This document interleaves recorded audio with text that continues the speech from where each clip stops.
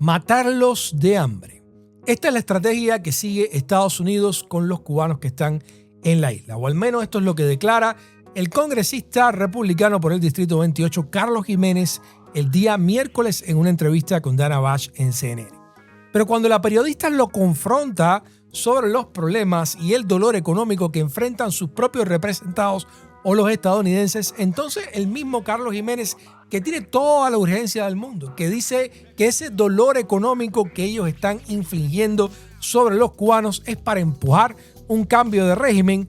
Cuando le hablan del dolor económico que sufre su propia gente, entonces Carlos Jiménez dice que, señores, paciencia, hay que tener confianza en Papi Trump, confianza en el plan del presidente. Todas estas cosas que ustedes ven que están mal, a pesar de que el propio partido de Carlos Jiménez lleva casi 2 años en el poder o en el poder total en el gobierno federal de los Estados Unidos, pues dice Carlos Jiménez que es culpa de los demócratas, de esa gente terrible que estaba aquí hace 2 años. Como si ninguna de las políticas que ha tomado Donald Trump a la cara de todos nosotros haya contribuido lamentablemente a la crisis económica que sufre hoy los Estados Unidos. Pero eso es Carlos Jiménez. Duro para Cuba, palo para Cuba, que sufran los de Cuba. Pero cuando le hablan del sufrimiento de la gente que supuestamente él sí tiene que defender, aquí entonces, señores, paciencia, tranquilidad, confianza en el gran líder del Partido Republicano, Donald Trump. En este video les voy a mostrar fragmentos de esta entrevista. Vamos a reaccionar a ella. Quiero mostrarles también cómo parece que se han coordinado los puntos de conversación de los republicanos, Carlos Jiménez y Mario Díaz-Balart. Y son puntos de conversación o argumentos que honestamente dan vergüenza ajena. Y si esto es todo lo que tienen los republicanos para defender sus posiciones, honestamente, de lo único que dependen para mantenerse en el cargo es de todo el veneno propagandístico e ideológico que han estado vertiendo sobre esta comunidad durante años. Porque si vamos a usar el coco, si vamos a usar las neuronas, esta gente deben irse, honestamente, para ayer.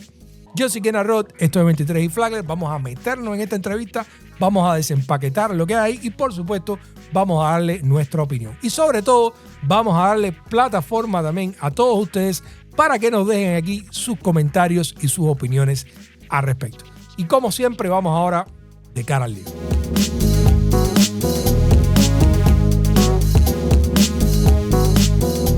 Quiero comenzar por lo más brutal que dijo Carlos Jiménez en esta entrevista, donde habló de matar de hambre literalmente a los cubanos.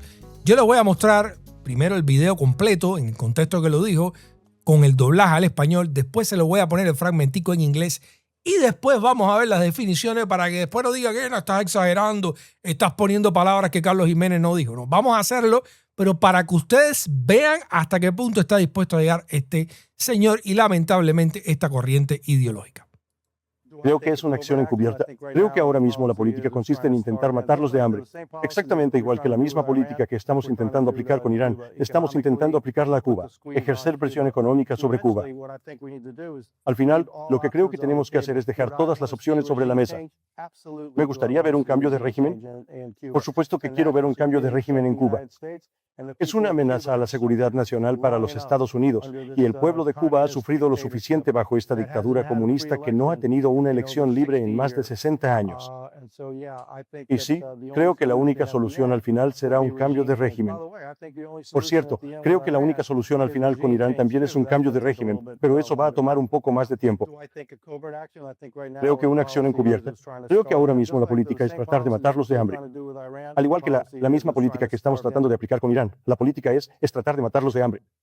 Fíjense, les he puesto ese énfasis. Vamos a escuchar un momentico en inglés nada más para que no haya duda de lo que él dijo.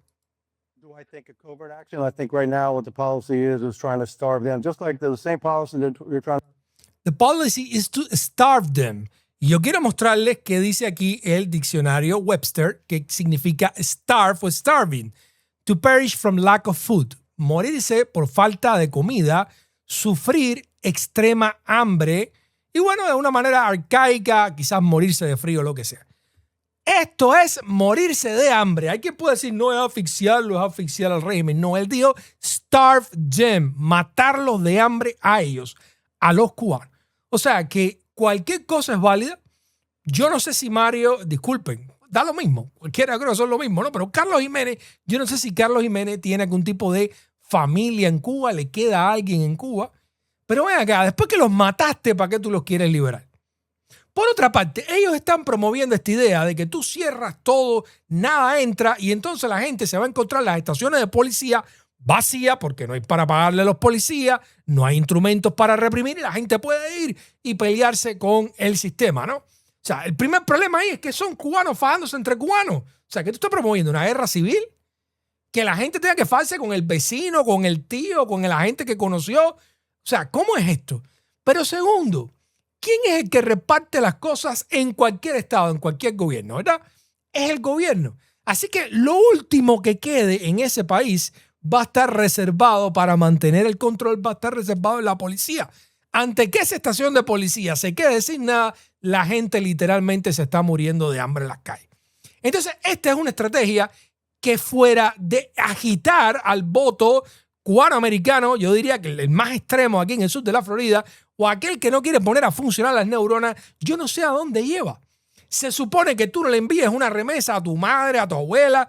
¿Qué clase de persona tú eres si dejas a tus familiares morir de hambre por la razón que sea? ¿Qué clase de ser humano tú eres? Por eso siempre ha fracasado, porque la mayoría de los cubanos han sido personas razonables y con el corazón en su lugar y siguen ayudando a la familia, no importa cuánto esta gente se lo quieran hacer imposible. Y con el tema de matarlos de hambre es literalmente lo mismo. Usted está debilitando, poniendo en una situación de hambruna a la misma gente que usted pretende que salga a pelearse con el ejército, con la policía, con el que sea. Claro, al final de todo esto y lo más cínico de todo es que ellos piensan que eso nunca realmente va a llegar a ocurrir de manera significativa y están jugando con matar a la gente de hambre literalmente indefinidamente mientras puedan ordeñar esos votos y esas posiciones aquí en los Estados Unidos. Y eso a mí me parece honestamente lamentable y de una posición ética, yo no sé cómo decir eso, no sé cómo caracterizarlo sin utilizar calificativos que puedan honestamente herir la sensibilidad de esta audiencia. Pero después Dana Bash le pregunta ya no sobre el hambre de los cubanos, sino sobre los problemas que están enfrentando los estadounidenses y los propios representados de Carlos Jiménez. Y ahora vamos a verlo aquí, como digo yo, bailando como un pavo en zinc caliente. Vamos a escuchar esto. Creo que tenemos que recordarle a la gente exactamente cómo llegamos a esta situación.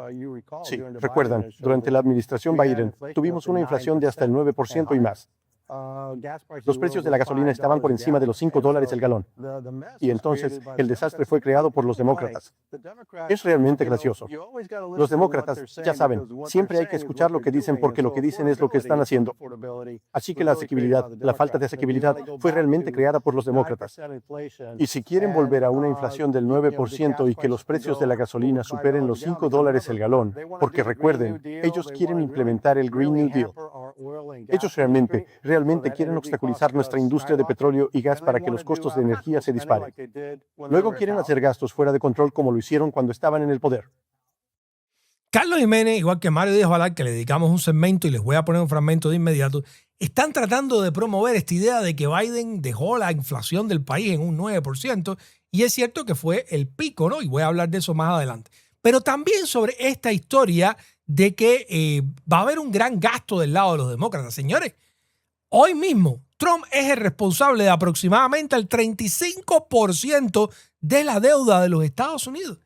Ningún otro presidente en la historia, ni demócrata ni republicano, pero sobre todo no demócrata, que de hecho la última vez que hubo un superávit, o sea que hubo más ingresos de los ingresos del Estado, fue cuando Bill Clinton, que era un presidente demócrata. Señores, nadie se parece al nivel de gasto que ha tenido Donald Trump. El mismo tipo que está en el poder, el mismo tipo para el cual Carlos Jiménez ahora ustedes verán que pide paciencia y todo esto va a funcionar y tranquilo Bobby, papi Trump va a resolver las cosas. No, este tipo es el que más ha gastado y la mayor parte de esos gastos son recortes de impuestos para sus donantes.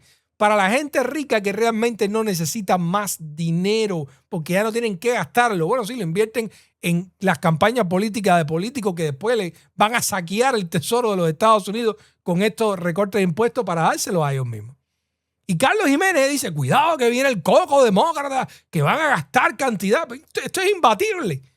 Esto no se puede competir con el nivel de gasto y de deuda que ha provocado Donald Trump entre sus dos mandatos. Y ahora quiero ponerles este segmentico porque es prácticamente los mismos puntos de conversación que ellos tienen. Repetir que Biden tuvo en algún momento la inflación al 9%. Quiero recordar esto porque cuando analizamos en el momento que lo dijo Mario Díaz-Balart, hice este análisis que vamos a compartir de nuevo con ustedes. Porque con este tema de la inflación, que obviamente Mario Díaz-Balart no sabe de lo que está hablando y no se ha informado, es cierto que Biden tuvo un pico del 9% alrededor de 2022. ¿Fue culpa de Biden? Absolutamente no. Coincidió con el mal manejo de la pandemia que había dejado Donald Trump y con la invasión de Rusia a Ucrania que descolocó las cadenas de suministros globales. Por lo tanto, hubo una falta de oferta en el mundo entero y eso provocó y tuvo un incremento de inflación en el mundo entero. De hecho, los Estados Unidos, gracias a Joe Biden, fue uno de los países que mejor manejó la inflación y para cuando Biden le entregó la presidencia a Donald Trump, lo que había de este indicador interanual era un 3.0%. O sea que de hecho lo que ha logrado Donald Trump hasta este punto en cualquier caso es aumentar la inflación que había dejado Joe Biden.